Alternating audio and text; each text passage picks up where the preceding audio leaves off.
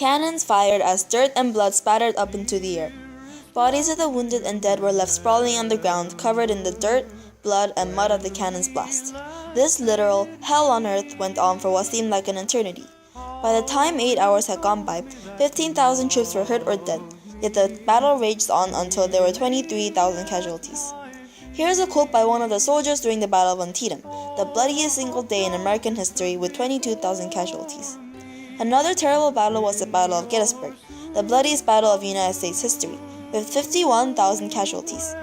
However, even with the destruction that followed these two battles, the North managed to benefit from them, and in the end, the South lost the Civil War, mainly because of these two battles of Antietam and Gettysburg, with their good strategies, withdrawal of international support from the South, and significant events, preferably the Emancipation Proclamation that followed the two battles. Thanks to the well-thought-out strategies of the North and the poor strategies of the South, the North managed to win the Battle of Antietam in 1862 and the Battle of Gettysburg in 1863, which were the most important military victories for the Union and marked turning points in the American Civil War. The Battle of Antietam occurred on September 17, 1862 during General Robert E. Lee's invasion of Maryland. Robert E. Lee was attacking Maryland under the orders of Confederate President Jefferson Davis, who was looking to gain support from Britain and France. However, at one of their base camps, one of Southern generals had left behind a pack of cigars containing their battle plans. General McClellan found the plans and, using it to his advantage, set up an interception to catch the South off guard. Thanks to this, McClellan managed to win the Battle of Antietam, and Lee's victory gave President Lincoln the confidence and time to release the Emancipation Proclamation and abolish slavery, which led to the end of England and France supporting the South.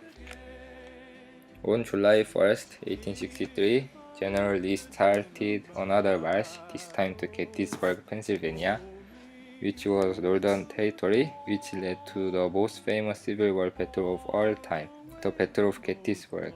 During the first 2 days, the South seemed to be winning, and General Lee soon became greedy and overconfident. He was so sure of victory that on the third day of the battle, he decided to go into North Territory. This was called Pickett's Charge. Huge mistake. Lee lost 23,000 people and was forced to fall back into Southern Territory, ensuring defeat for them and a victory for the North.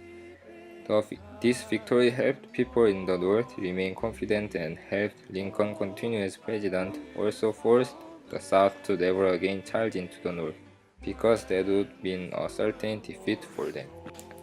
During the beginning of the Civil War, European countries such as England and France played a big role during the war by supporting the South. Both England and France were depending on the South for cotton and tobacco, so naturally they sided with the South.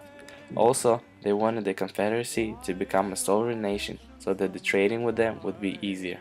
However, the Union was afraid that trading with France and England would give the South too much support and help them become an independent nation.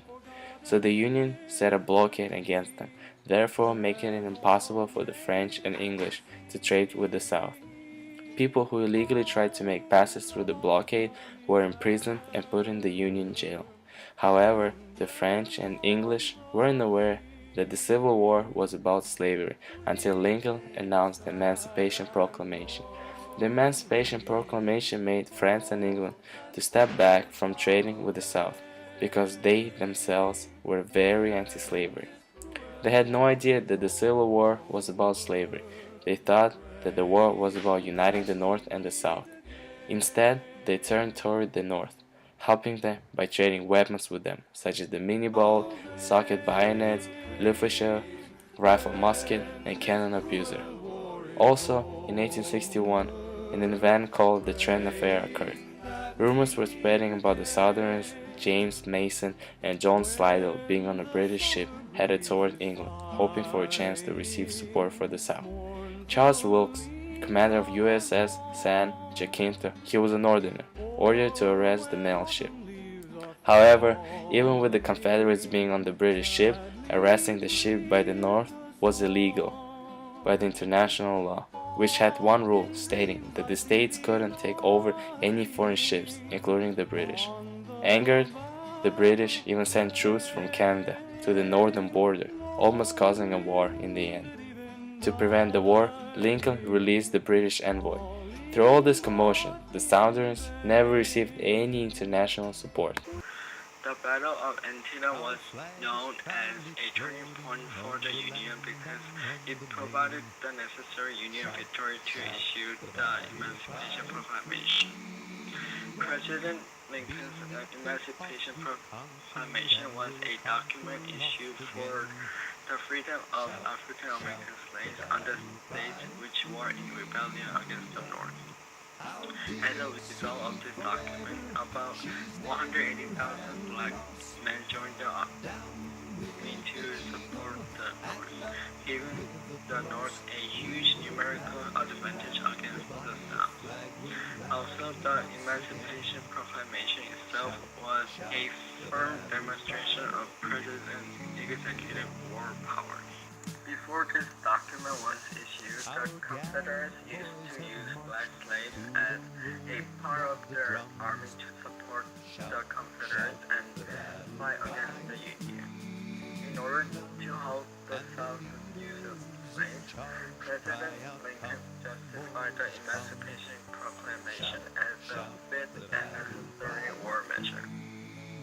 He also proclaimed that under his power as Commander-in-Chief, the proclamation would be enforced and that the freedom of the slaves would be sustained by the executive government of the United States. The Emancipation Proclamation also changed the focus of the war. After the proclamation was issued, the goal changed to freedom of the slaves. The Emancipation Proclamation also helped prevent the involvement of foreign nations in the Civil War.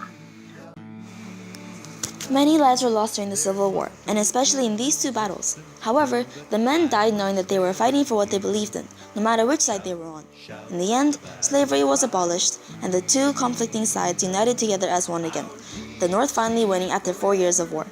And we have the battles of Antietam and Gettysburg to thank for this, with the North's military tactics, international support withdrawn after the battles, and the creation of the Emancipation Proclamation.